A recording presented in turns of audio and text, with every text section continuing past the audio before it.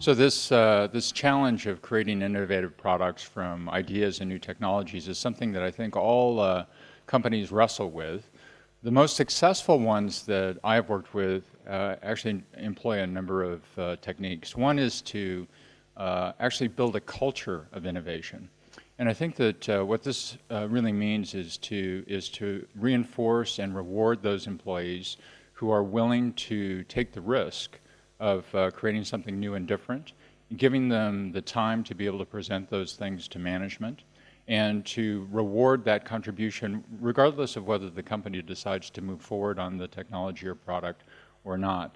I think the biggest block in business to this kind of innovation is the fact that that employees don't actually think that they will be rewarded or that it's an allowed kind of behavior.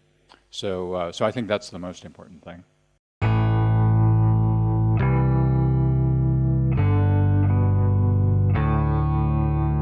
Innovation and creativity, I think, exist in some of the companies that we know as innovative companies. So in Silicon Valley, I think you can look at a company like Apple Computer and see that they've been able to, on a repeated basis, innovate and create products that you can see the creativity, you can see the imagination that is part of it.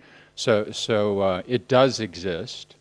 I think the challenge in many, particularly the publicly traded companies, is there's so much emphasis onto the day-to-day operations and financial management of the organization that that's where 99% of the effort is, and so it tends to crowd out any of the energy that's possible for innovation.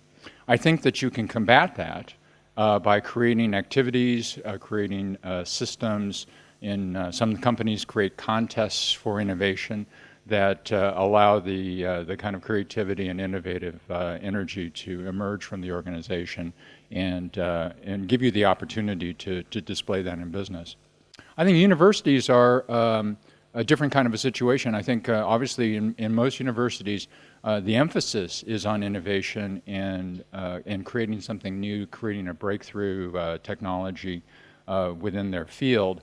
Again, I think sometimes the culture of the university works against this because there's so much emphasis on perhaps a specific kind of research or a specific kind of result, a patent or a paper, and you lose the opportunity to be able to see how some of these new technologies or innovations might be used to a practical end.